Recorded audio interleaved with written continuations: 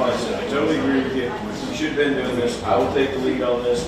You probably missed a big golf outing. I did. I heard that, but I missed that. So I'm gonna follow up one more time and then. Yeah. Oh, no, I see. There's a lot of value there. Plus, you're gonna see all your good turnovers all in one. Not all of them. Yeah, a good percentage of them. He's a 1-year program, and then he's on. And it's better in a casual environment where you're not making. And the electrician, we're talking about things in a casual manner. Well, they don't feel like they're on a sales call. You're just there to play. It always diverts it. No, I see a lot of value, as they pointed out to me, there's value now. I don't know, all this kind of conversation.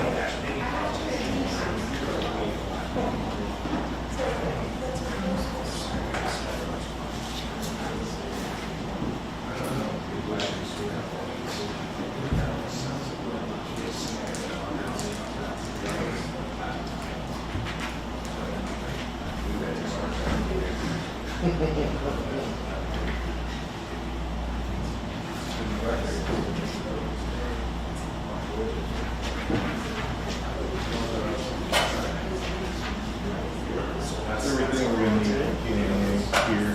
So I don't think you're worried Oh, about yeah, I was. Well, at first glance, I could tell it was different, but then I saw it for some. We've got a town that's just good. Mayor? Okay, thank you everyone for your attendance this evening. And a couple things. I wanted to let everyone know that we are broadcasting our study session this evening. So, which is probably one of the first times we've done that. So keep that in mind. And secondly, we are here to have a session from KMEA, and we appreciate them taking time to meet with us and to inform us what's going on, and give us ideas. And so I will we'll begin by turning this over to our City Administrator, Christy Northcutt. Thank you, Mayor.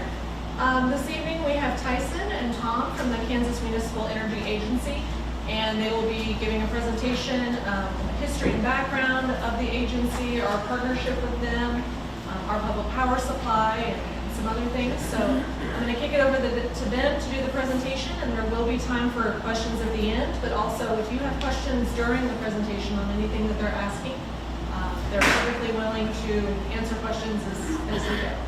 So, kick it off to you. All right. Thank you for having us. My name is Tyson Roderick. I'm the Manager of Member Services for KMEA. Tom and I will kind of tag team this presentation. I'll do the first chunk or so, first segment, kind of history of KMEA, what all we do.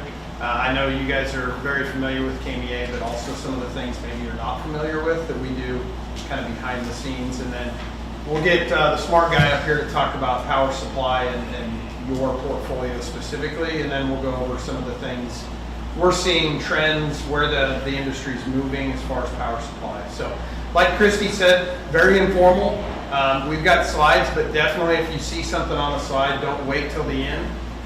Let's make this as interactive as possible. We love that. Some of the best presentations are back and forth. So,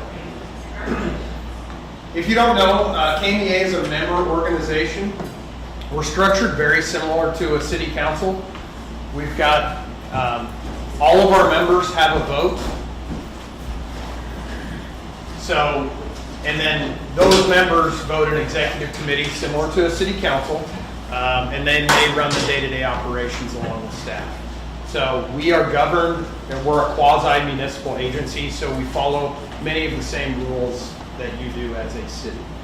Open Meetings Act, some of those things. So we are very, very similar to a community city. We were founded in 1980. First project, a group of cities actually in the northwest part of the state wanted access into a coal plant. And to be able to do that, they had to form a group, buy a bigger chunk of that coal plant to get access. And that's really how we were born, out of the need for power supply for those communities. Since then, that was in 1980. Since then, we've grown to to be 88 members shortly. So a large chunk of the municipal utilities in the state. As you can see, we literally are from corner to corner. So we see a lot of our members quite often. So we've got 42 employees stretched anywhere from Salina. We've got the Mid-States group out of Salina. They're primarily a construction and engineering firm. And then our group in Overland Park, which is a lot of the planning supply group, so in member services. Again, vision and mission statement, really the thing to take away, we are you. The members own us, we're a non-for-profit, so we work for you. So really that's our mission, is to benefit our communities that are members, whether that be power supply or other needs of our community. We've done a lot of things that community just say, hey, we need help with this, can you do it? Yeah, we'll give it a shot. We've got staff to try to take that on for you. So just remember, we're here for you no matter what it is. Some of the primary things we do, a lot of behind the scenes stuff. Obviously, power supply is our bread and butter. That's what we do primarily. That's what Tom does every day, and that's how really we were born. But we also do some of the SPP market stuff, transmission. All your transmission for our EMP members is ran through us. Resource planning, which we're going to talk about a little bit tonight. Regulatory, some of those soft things that we've got an in-house attorney now that came out of the strategic plan. We do rate studies. So if you need help with rates, primarily do electric, but Darren, we've done water rate studies, storm sewer rate studies, sewer rate studies. We did a trash rate study. So we've got Darren in-house that worked for the KCC that does that primarily. A couple ex-city managers, so pretty diverse employee group that can look at those rates for you. And then obviously the last few years we purchased, acquired the Mid-States group, which you guys are familiar with on your substation. They do construction, power plant, substation, line work, that sort of thing. So, just want to kind of touch industry in general. You are a public power utility, which means your members, your customers own you. Then there's kind of the rural cooperative, which is a little bit in between an investor-owned and a public utility. So again, their members own them. Bit of a different structure. And then you've got the investor-owned. So around here would be Evergy. So they're for-profit. They've got shareholders to answer to. You know, that their mission is to make money. So just keep that in mind. You know, from a citizen standpoint, if you make decisions here at a council level, that's for your community. Again, missions are very different. You're all about helping the community, not necessarily what makes the most sense bottom line wise. So I will tell you, the bulk of the electric utilities are publicly owned, but they are typically very small. You are not unlike many across the nation where they're very small, anywhere from, we've got members that have 50 meters, you know, all the way to like Garden City's got a few thousand, but typically speaking, 1,800 to 2,000 meters is your typical public power utility. So you are very similar to most. How many do we have? It's a great 1,500? 1,800. So you're a very typical public utility. Again, this is another slide that reiterates most are public utilities, but most are very small. The larger ones typically are your investor-owned. And you see that with Evergy. They typically cover most of the state. So that's kind of a really quick who KMEA is. Take a little deeper dive later, but with that, I kind of want to turn it over to Tom to go over how we're structured from a power supply and how we help you out there. So my name's Tom Saida, and I'm the Director of Operations at KMEA. And at KMEA, we have an operations staff, and we have, well, there's myself, we have John Sack, who does a lot of your optimization of some of your transmission rights. And it's kind of a revenue stream that hedges your transmission costs that you pay. Because you pay a large amount of money for just transmission to get generation from point A to point B. And then we have a six people that man a 24-hour desk that handle offering all your assets into the market to try to optimize the value of all your contracts that you have so that you get the best value for everything that you already own. Before I jump into the presentation, I'm just going to kind of cut to the chase on a few things. Costs are kind of going up everywhere. And in the electrical industry, they're going up. In just about every single piece of the puzzle, they're going up.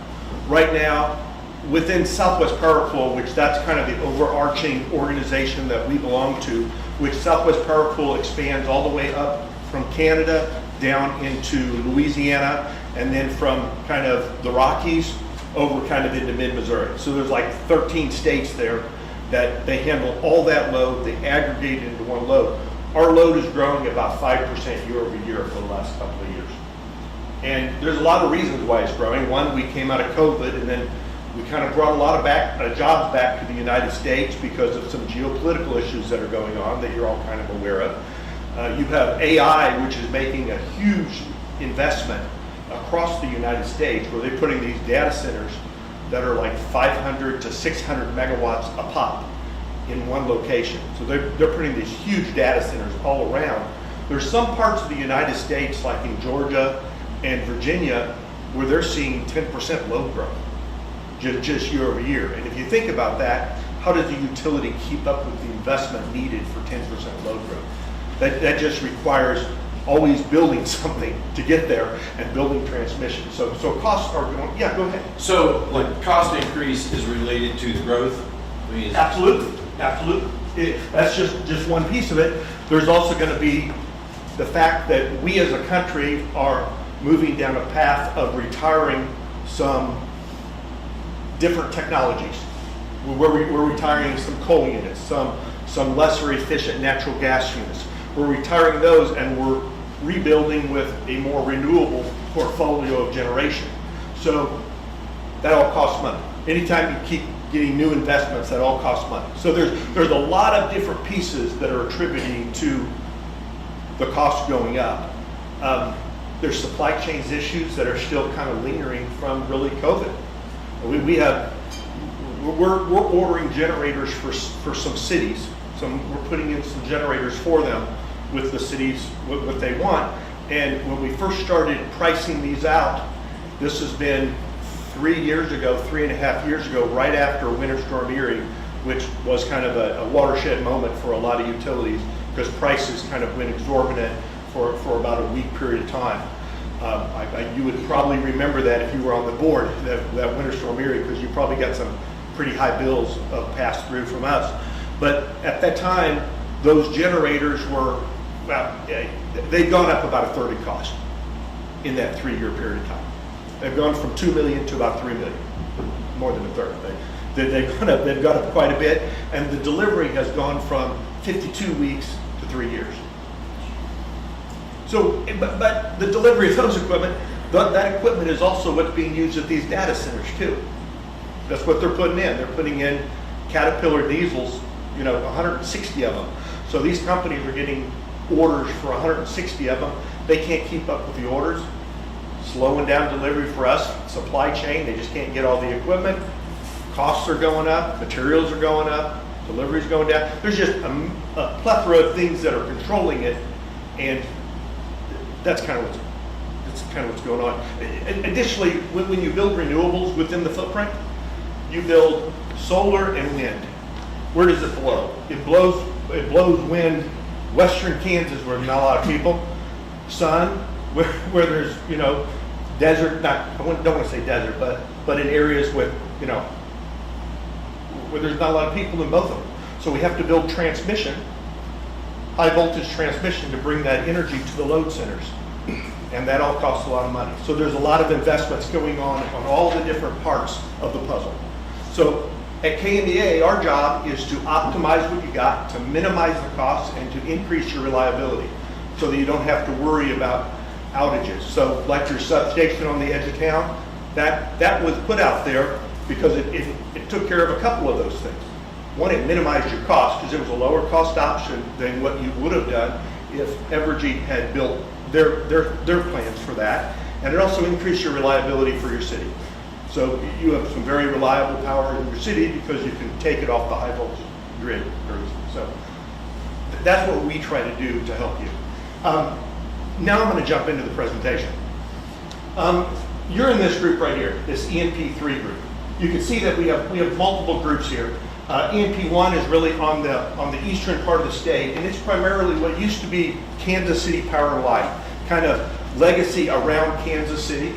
EMP2, western part of the state, it'd be the legacy, kind of the Sunflower kind of group. So Sunflower is a co-op, and we have about 18 cities there. 16 cities, and then EMP3 is really that middle part of the state, which used to be your legacy Weston or Western Resources kind of cities in the middle. And so there's 21 cities, I believe, that are there, and we pool loads together in a group, and we do that for a couple of reasons. Because we believe that we can more economically supply your load, and we can more economically do it. So how would we economically do it? Well, there's diversification within this footprint. So when you look forward, you need to have a capacity. You have a capacity obligation that you need to have so much capacity on to meet your obligation, so that it enables you to buy energy out of the market. Because you're within this group right here, we can account for that diversity, and it's about 2%. Even within this group right here, you can kind of, if you start looking at it, you'll see, well, you've got Neodesha kind of on south, and then you got some cities like maybe Seneca, maybe farther up north. So you kind of go from north to south across the state of Kansas. So there's diversity within that footprint that enables us to capture that, and you're able to buy less capacity to cover your load, which is a good thing for you because capacity costs money. It also enables us to buy products for you. Like you have a piece of a Dogwood Energy Center. You have a piece of a large combined cycle. You have some Buckeye Wind, which is a wind facility.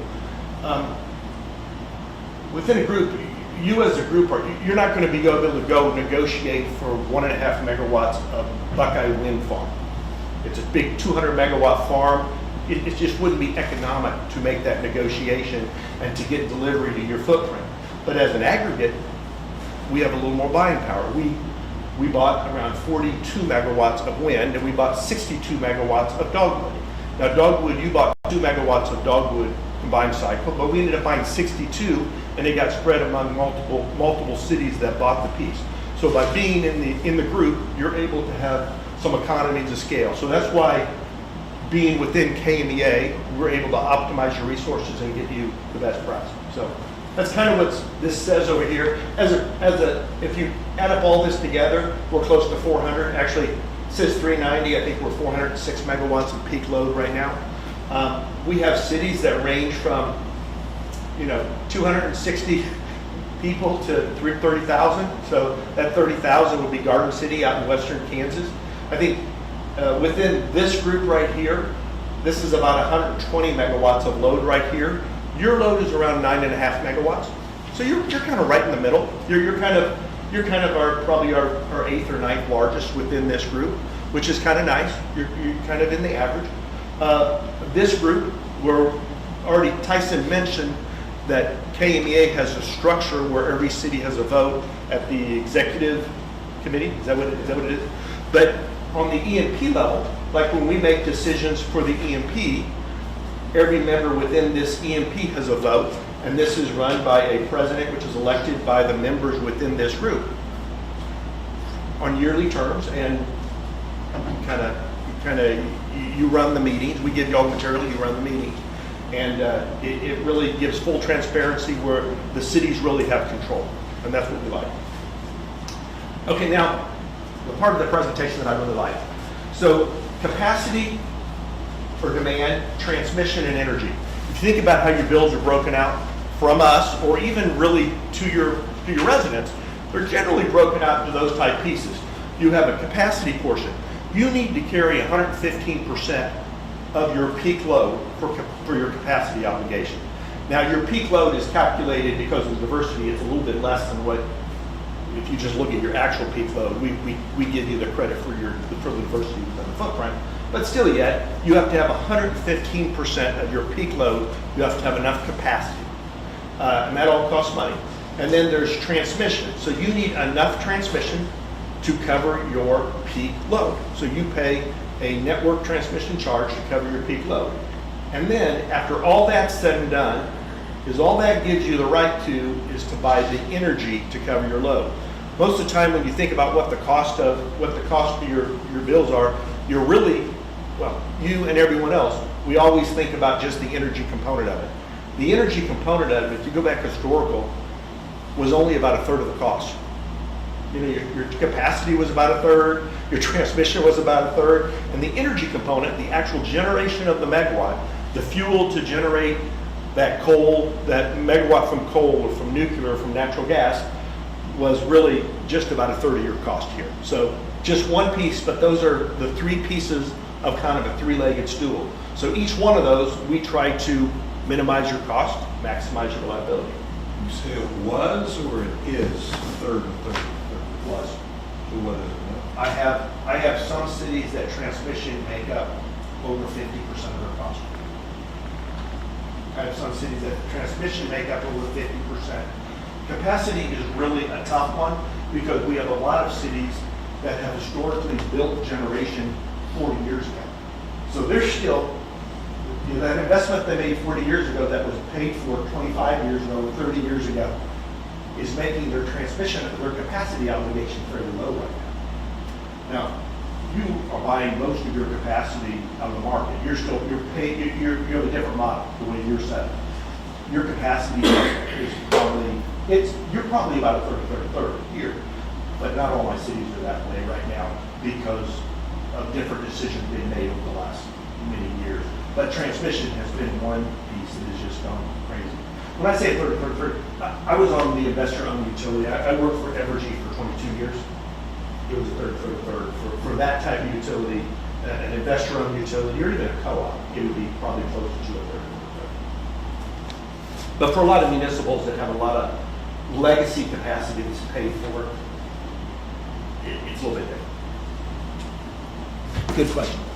Now we look at what your projects are. So I mentioned capacity, energy, transmission. Now let's look at the projects. You have NEPM, that's Next Era Energy Power Marketing. That is they're an IPP, independent power producer, and we have a contract with them that we buy energy for a lot of our cities. This is a place where, you know, we can buy for a group, and it's easier than buying for one city. So we buy for 22 cities, and we have over 35 megawatts of energy that we're buying, and we're just buying energy there. You're one of the 22 cities that's buying energy. There's SPA, which is a federal hydro product, and that's you love them when they're federal hydro because they're cost-based, they're reasonably priced, and it's your allocation. KMEA is optimizing it for you. You've given us permission to optimize it for you, but it is your allocation. You will have and hold that for eternity, or as long as you want to. There are 17 cities that are a member of that one, and it's only about 5 megawatts. Very good product, very economic product. And that's, I believe that contract, we just completed maybe a year or so ago, another 10-year extension. When that gets close, there'll be another extension. That one will keep going. There's Dogwood Energy Center, which we already talked about, you know, the piece of this one. That is a combined cycle it's a 634 megawatt combined cycle. We own about 10%, a little over 10%. We own 65 megawatts, and we have 5 cities. You own about 2.1 megawatts of that right now. There's WAPA, which is a second federal hydro product, different than SPA, and they have kind of different structures here because of the way the federal government's set up. But we have 45 cities in this project. You're one of those 45 cities. Another very good product. And then Buckeye Wind, we have 23 cities, and this says 41 megawatts. We actually have 42 megawatts because we have 1 megawatt going to the city of Colby also, I think. Question? Go ahead, sir. So I have always have a tough time wrapping my brain around. So we have all these energy sources. By the way, the white ones are not you. Okay. Just the highlighted Okay. green. So we have different sources of different types of Yes. Yes. production of energy. Yes, yes. Do we have different sources then for each one of those for the transmission? No. So there's one single source of transmission. Yes. And that comes from, Southwest Power Pool is who we buy it from, but it is Westar. Okay. So Westar submits their tariff to Southwest Power Pool, and you pay your pro rata charges based on their entire load on a coincident peak of their entire load. I know this is it's kind of in the weeds, but you pay a piece of their system, and your pro rata piece of their system, and you pay it to us, we pay to Southwest Power Pool, Southwest Power Pool gives it to Westar. And those high voltage lines out there now, by- and everybody within that chain is not profit except Evergy. the high voltage lines out there by the substation or Westar lines or? Yes. Okay. Yes, yes. Evergy now because they merged. Pardon me. So I have some other projects on here that I don't want to go into them in great detail, but I do want to highlight them, which is why we put them on here. We have Garden City, Oberlin, and Neodesha. Those are all generator projects that are single city, and they are paying 100% of the cost for those projects. So within Garden City, we put in 3 9-megawatt generators about 10 years ago for them. We financed them for them, got the bond issuance, they pay 100% of the bond. So and they pay 100% of the maintenance, 100% of the O&M, 100% of everything, but it is financed through KMA because, so that's why I listed it here. Neodesha, we're putting in 4 3-megawatt diesels in Neodesha, Kansas, which those will be delivered in October, and they will be in service prior to next summer. And that's been a project we've been working on for about 2.5 years because of the delivery line. Now they got in the middle where they only had about a 2.5 year lead time on theirs, but we're up to 3 years now. And then Oberlin, we just completed that project and we put in 2 3-megawatt diesels in Oberlin, Kansas. They retired 2 older generators that they weren't something that they wanted to be around. They were in need of, they were end of life generators. They need to be retired, and they built 2 new ones, and we financed those, and they're paying 100% of the bonds on those too. We have other projects like this, but that is something that we're doing. We're also looking at that exact same structure as it relates to potentially building other assets, like potentially a substation or maybe even a wind farm, or no, I'm sorry, a solar farm, a community solar. We're looking at that same structure because there are some benefits for the individual cities to do that. Then I mentioned you're part of the MP3 here. Now let's get kind of to the nuts and bolts. When we talk about capacity or demand, that's how much of capacity it takes to cover your load. Now, when I looked at your this is the projected peak for 2024, and this would take into account that diversity that I talked about. It's 9334, so 9 megawatts, 9.334 megawatts of peak load. That's what your peak load obligation is, or that's what your peak load is. When I talk about your obligation here, your system capacity requirement, you also have to have a planning reserve margin of 15%. So you need to have 15% planning reserves, and that's to take care of contingencies, and that 15% is set by Southwest Power Pool. They evaluate that on a bi-yearly, every other year basis, and that 15% changes. If you go back a couple of years ago, it was 12%, 15% now. They've already said in 2026 it'll be 16%, 2029 is going to be 17%. It continues to rise because of the renewable portfolios we're putting into the footprint.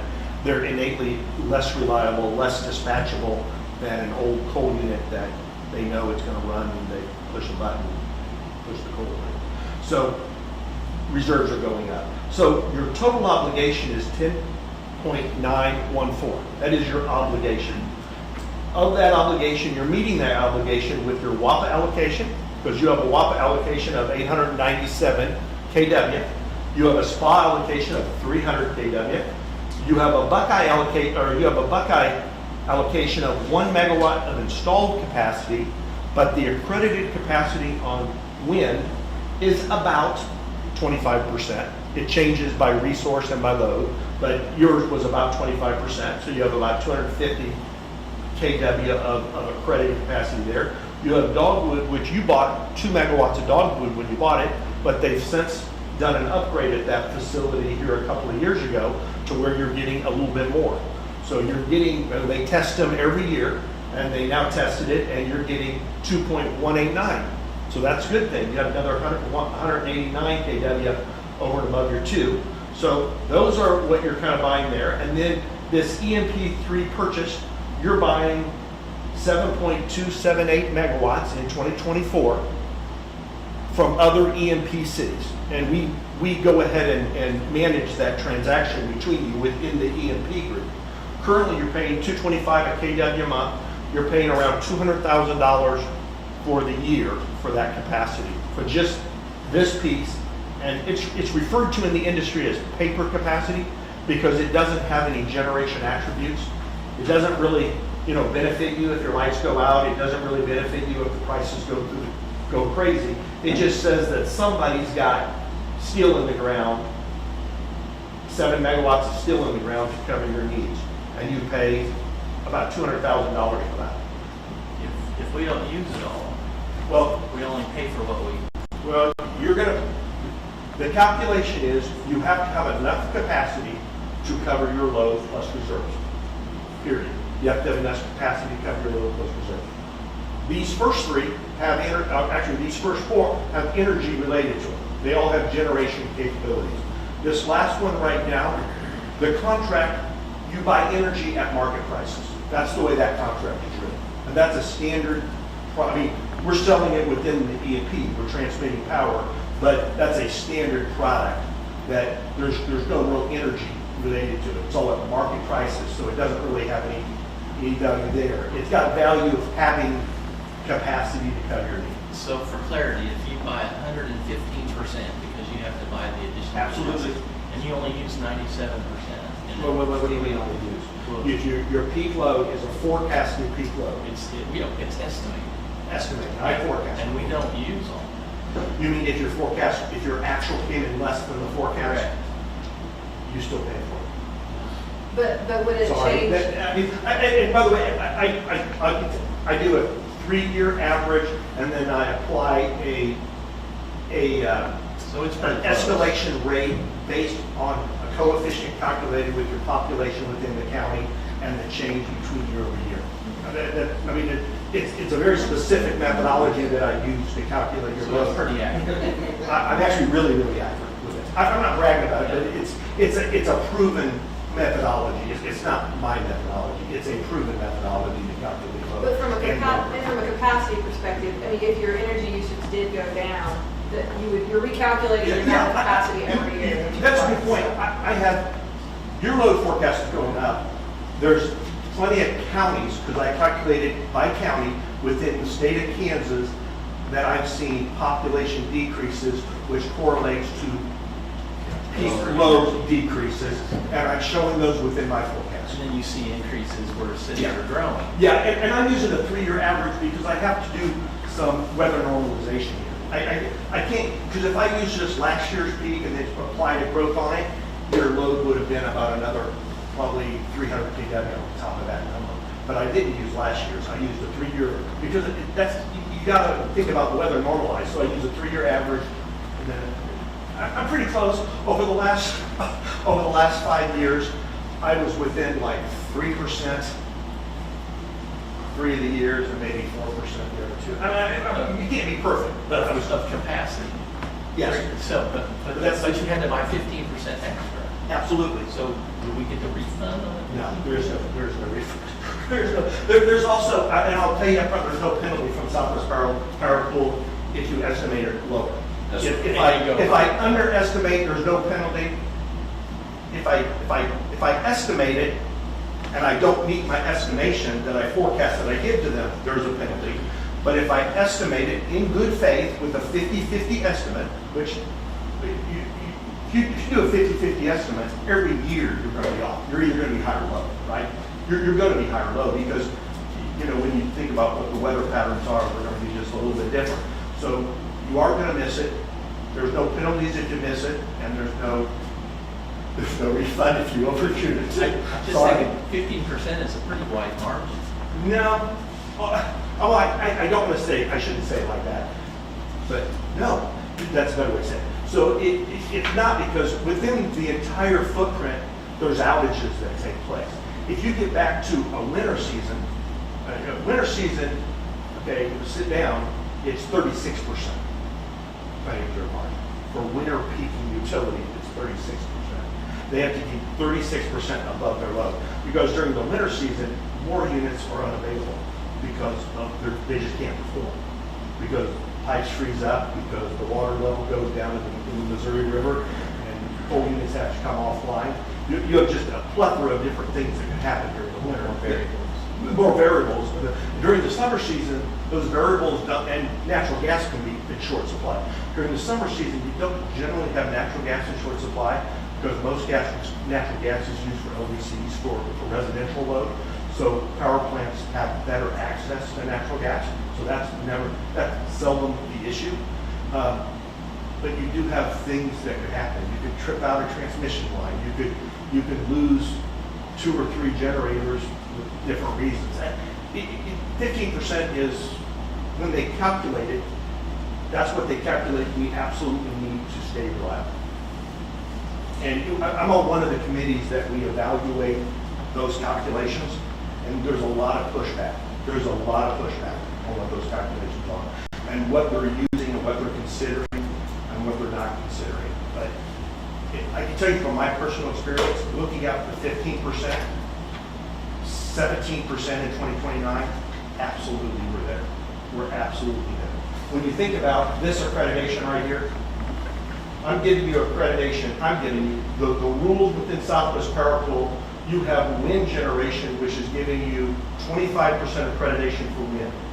There are days when the wind does not blow, when the wind is at big zero. Right now, we're in a weather advisory right now. There's 6 stages of advisories within SPP. And you'll see them probably occasionally if you're on my mailing list, or if you look at Southwest Power Pool, even watch the news. There's a weather alert, there's a weather advisory, there's a resource advisory, there's conservative operations, then you have an EEA level 1, 2, 3. EEA level 1, 2, 3 is when we start curtailing load. If you go back to Winter Storm Erie, we got to EEA level 3, which meant we curtailed firm load. We're right now in a resource advisory meeting. There's too many units offline, and there's no wind forecasted within the footprint. So we're probably not meeting that 25%. We're probably below that. I don't know if that helped at all, but 15% is just, that's what it is by the calculation to stay reliable during the summer season. Did you I'm sticking with the theme of not getting what you pay for. I did not say that. I did not say that. I wasn't, I don't disagree with you, but, so at Buckeye, you say 1 megawatt install, we're getting credit for 250. Does that mean we pay for 1 megawatt? And we're only getting 250 out? Because all you pay for is the energy. So we don't have to pay. You do not pay incrementally any different for the capacity on Buckeye. With that contract is, the way that contract is written, you pay for energy as you receive the energy. So you only pay for the energy you receive, and then you get allocated a capacity based on its performance. If you look at the past 10 years and you look at the top 3% hours in every single month of the year, you calculate it and you take the 60% code. It's a very convoluted formula.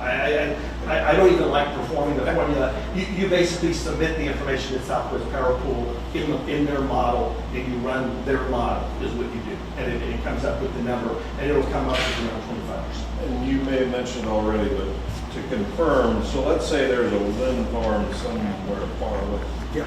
even though it's in our portfolio and we're paying for it, it doesn't mean when we turn our lights on, that electricity is not coming necessarily from that wind farm that we paid. If you're on the bulk, It's you're got- taking power off the bulk electric system. Right. Everybody throws in all their power on the bulk electric system, and you take off yours off the bulk, you take out your pro rata portion that you need for your load off the bulk electric system.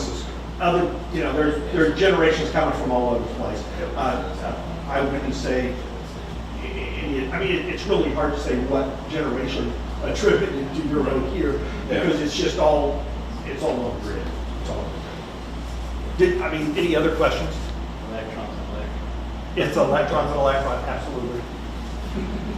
So, This whole discussion has much less to do with where the energy is actually coming from as opposed to who writes the checks to who. correct. All, with the exception of the transmission component, means where, you worry about where it's coming from. Because transmission, you could end up paying more to buy it from a different resource, that's farther away, because you may have to pay for transmission upgrades to get that So product. then that is the main consideration as to which of these power supplies we Yeah, are yeah, organizing absolutely. to as a group, as a city. Absolutely, Yes. absolutely, good, yes. So in any case, I'm going to tell you this only because someone's going to read this and they're going to say, well, that's 15%, that's not 15% of 9334. And that's because your WAPA and your SPA allocation, which once again are those federal hydro products, they have planning reserve margin, or they have this planning reserve margin embedded within there. So you don't have to pay planning reserve margin on this portion that's served by this. It's kind of the way that's calculated. So if you calculate it, it'll probably come up to 13.5%. Just ignore that. It's because these have planning reserve margin embedded in it, which is part of the reason why those are a really, really good deal. You like federal hydro. It has a lot of good products within it. Speak one more, and just fit it in wherever later in your presentation, but I know there's a lot of controversy right now about transmission new lines Yes. across the country, Yes. and there's a lot of landowners that are really not happy Not with in my that. backyard. Nobody wants lines in their backyard. So- No one wants generation in their backyard. So whenever we get to the transmission part, if you're gonna get there, if we could talk about the importance of having that, and then Good point. the problem may cause if they have to go, I assume they'll just take it to, Eminent domain, if they But- need to. But anyway, if you can just work that in, because that's Yeah, been. I've got a couple, I've got a slide here, at least one slide here, where we go into transmission. Okay. Because right now, we talked about capacity, and I wanna talk a little bit about, I'm gonna go to this one, and then I'll go back to this previous one. So on the energy to serve your load, I already mentioned, you're not getting energy from that paper capacity, that EMP3 just capacity purchase to meet your obligation. You're not getting any energy from that product at all. You are getting energy from NextEra. You have 1 megawatt around the clock, so you have 8,760 megawatts. You're getting energy from Buckeye. Buckeye's a wind. It's a wind, and it's also wind. So you're getting around 3,500 megawatts. You have Dogwood, which is at 2.1 megawatt of capacity that you have. You're getting 8,000 megawatts. 8,000 megawatts or 8 million kilowatts, by the way. You have SPA, which is that federal hydro. You have your WAPA allocation, and then you have the SPP energy market. That's the imbalanced energy market that we bought directly from Southwest Power Pool. That is a market that is cleared on a day-ahead basis. It's on an hourly basis, both day ahead, and then it's on a 5-minute basis in real time. It's cleared. So that is really a real-time type pricing that you have right here, that you pay for this piece, that 20%. Yes, sir. Dogwood is located where and how do they? In Missouri, it's in Procure, Missouri. Is it coal-fired or? Dogwood is a natural gas facility. So is Not McEwen, it wasn't. 20% a good number? And that Yeah. where you wanna be? Yeah, yes it is. Yes it is. Yes it is. It is really where a good place to be. If you had behind the meter generation also, if you had some behind the meter generation, I may say, 35, 40% might be a reasonable number. because you have a hedge in case prices go crazy. You have something, you may not plan to run it, but maybe you can run it $200 a megawatt, so you have a cap that you wouldn't have to go to. So, but you don't, but that's okay. But 20% is a very reasonable number. This is kind of the deviation of what your energy is. Joshua, do you have a question? I'm sorry, I thought it looked like you might Yes, have sir. said something. So I just noticed that we had something about kilowatts to megawatts, the conversion there. Oh, yeah. To be clear, a megawatt is 1,000 kilowatts. Yeah, yeah. Okay. So this that's 8 million kilowatts. 8,760,000 year of kilowatt. 2023. Yes, that's for the, so your sales were probably about 30 million kilowatts, I would say. Okay. Rod? Or 30,000 megawatts. Yeah. That should be about yours. So you are buying about 20% out of the integrated marketplace at kind of real-time prices. So you were kind of at the mercy of wherever that price went for that 20%. But once again, when we talk about, just like we were talking about, load forecasting is never perfect. You don't want to buy your forecast at 100% because then you're going to have a year where you're pushing back a whole bunch and you're losing money on pushing back. You can lose money on having too much, just like you can lose money on having not enough. Go ahead. How far out can you buy energy? Like Next Southwest era- Airlines can buy jet fuel like 5 years out for a much lower price. That next era product was probably a 5 or a 6 year contract. It runs out in 2027. That Buckeye Wind is a 15-year contract. I think you have another at least 10 years on this one. Dogwood is for the life of that contract. So you have this one for the life of this product. You have ownership here. You have another, it was a 10-year contract. Once again, these two are going to keep getting rolled over. But it's 10 years, but you probably have at least 8 or 9 years here. This one goes to 2054, the WAPA one. And then the integrated marketplace is just the hourly, whatever we bought. So yes, you can buy a lot of different terms. The best positions are diversified in both resource and term.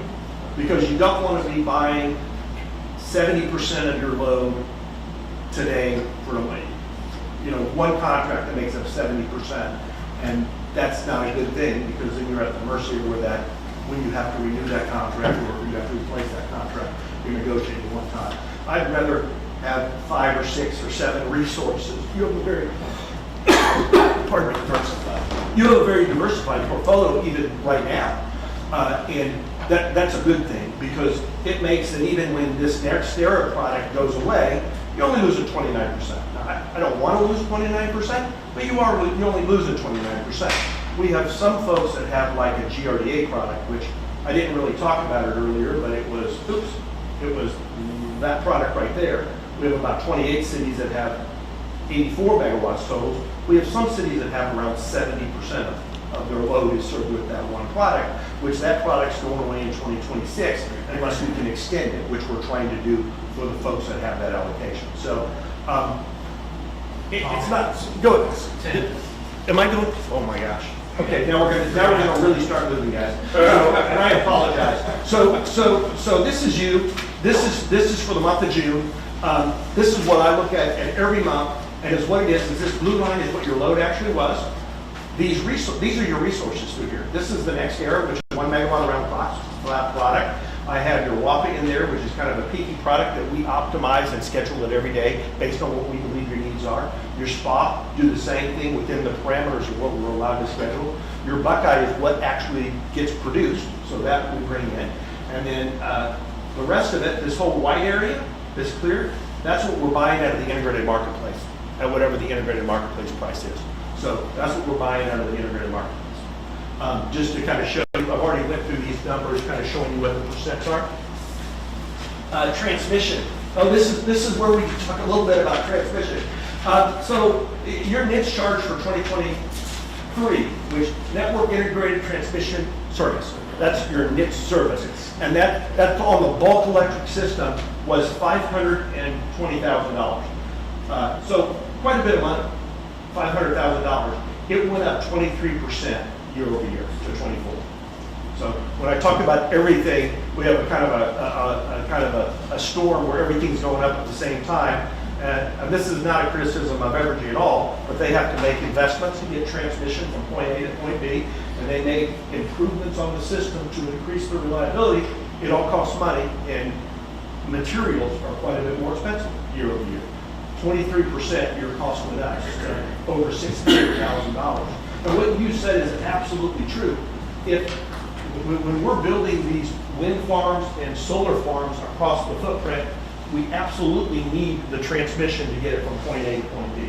So that's going to make this transmission charge go up a little bit, but theoretically your energy charges should go down if you're able to get cheap wind resources and cheap solar resources into your community. So hopefully there's a trade-off there, but we absolutely need those transmission products. And I mean, eminent domain is probably going to end up happening in places, but I know all the major utilities go leaps and bounds to avoid it if possible, because they do not want the community against them. Because that's the people who pay the rates also, so they just don't want it. This is a report that we put out every month, and we present it at our EMP meetings. This is actually for your specific city. This is showing what your load has done from January through June. If by the end of the year, it'll kind of keep going. You can see that during this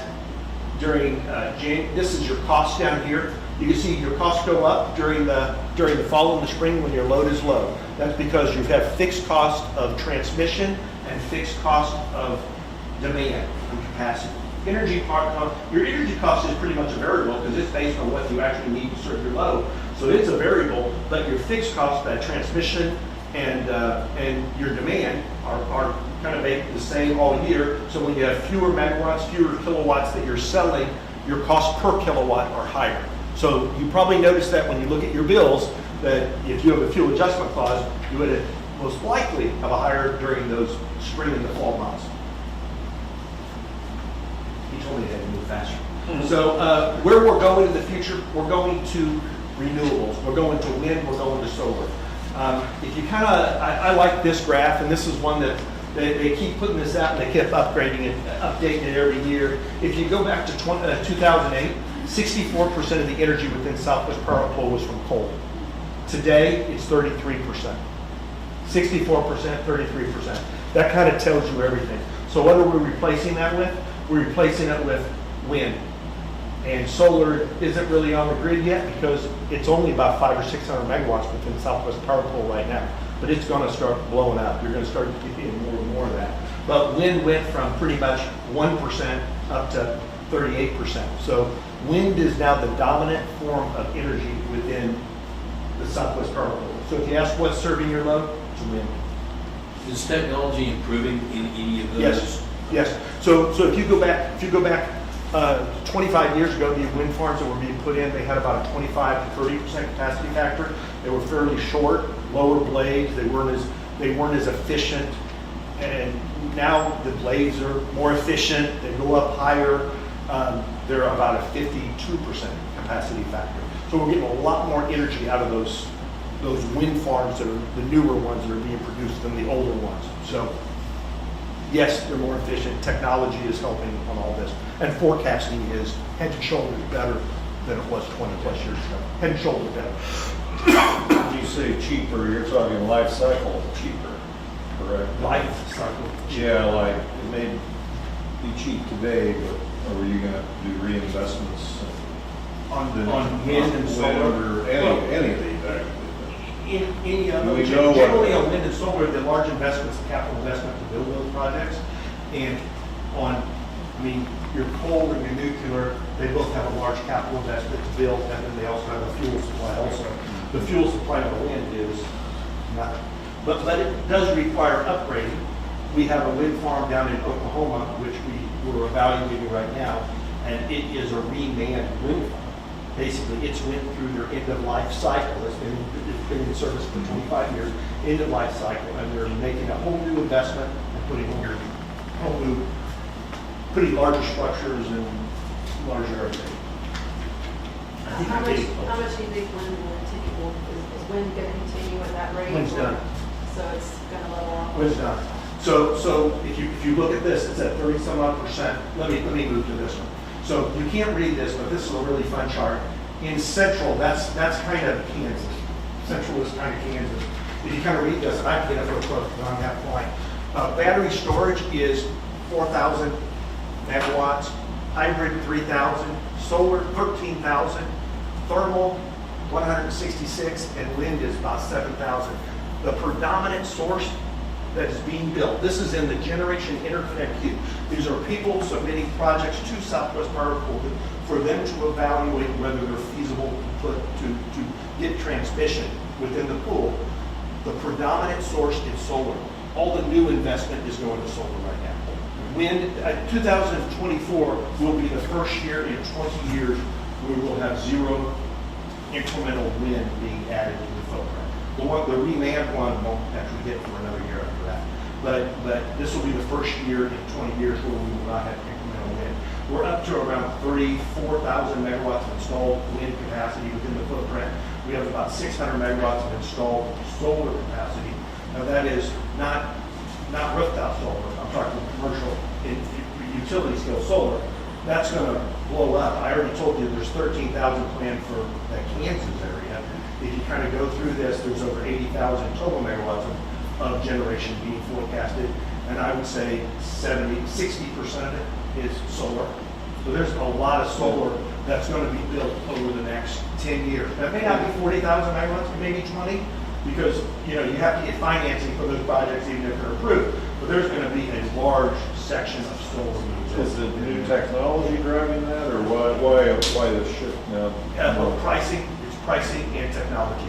So if you go back, it used to be that solar prices were, well, there's a cycle on technology where it starts up pretty high, then as technology gets better and production gets better, costs go down.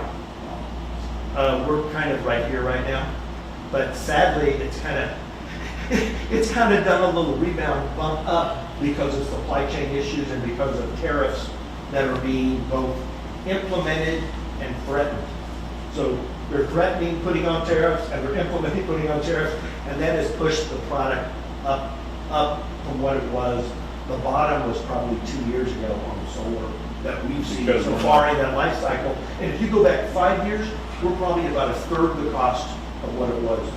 When you say tariffs, is that you talking the fact that A lot of these panels are coming from China. Okay, that was my question. Yeah, well, I'm not just bluntly. A lot of them are coming from China, but we are making waves to build those same type of products in the United States. Unfortunately, the ones we build in the United States are a little more expensive. But we're getting there. I can wrap this up easy. So I mentioned that we're building some diesel generation at different locations.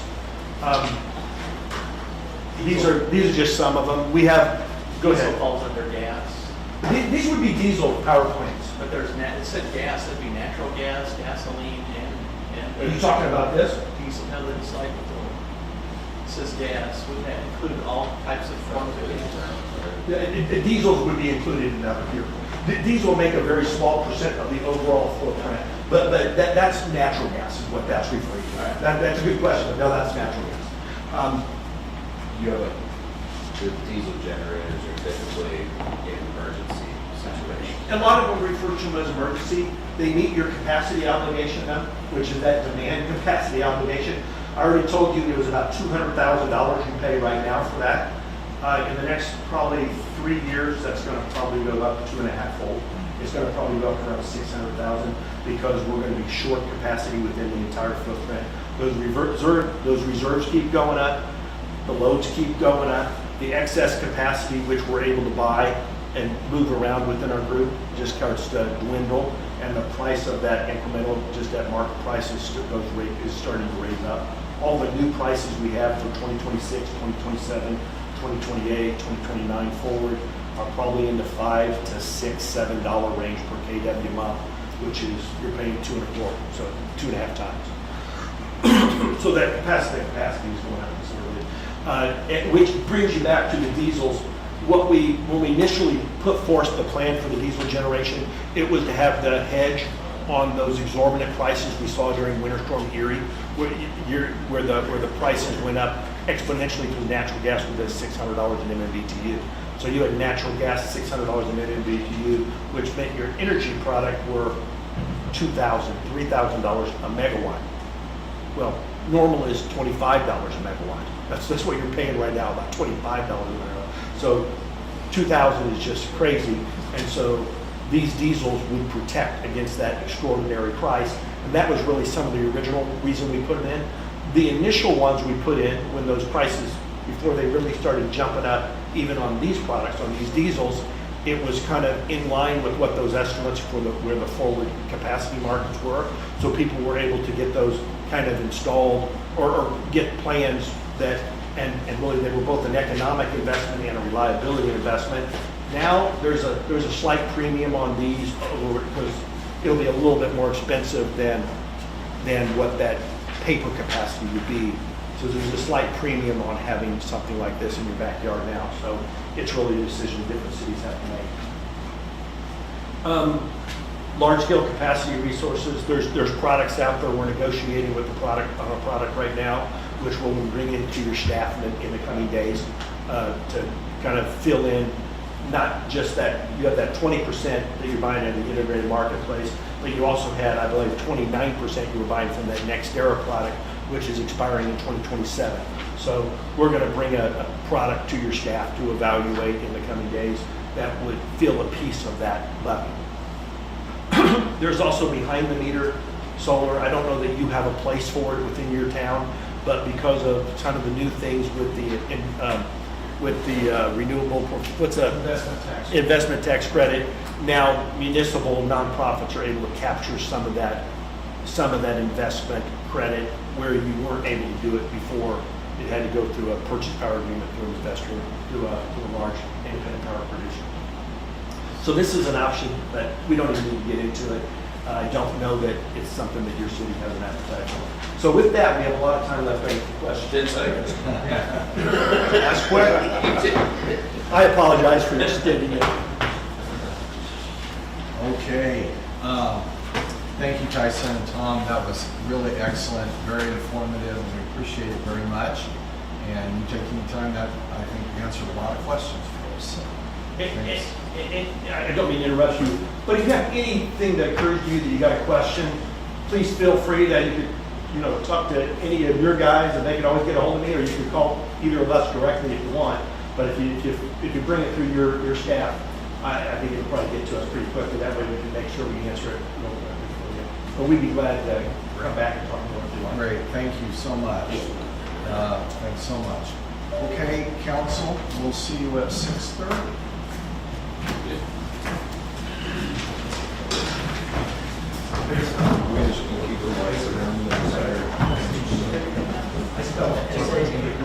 Well, maybe not.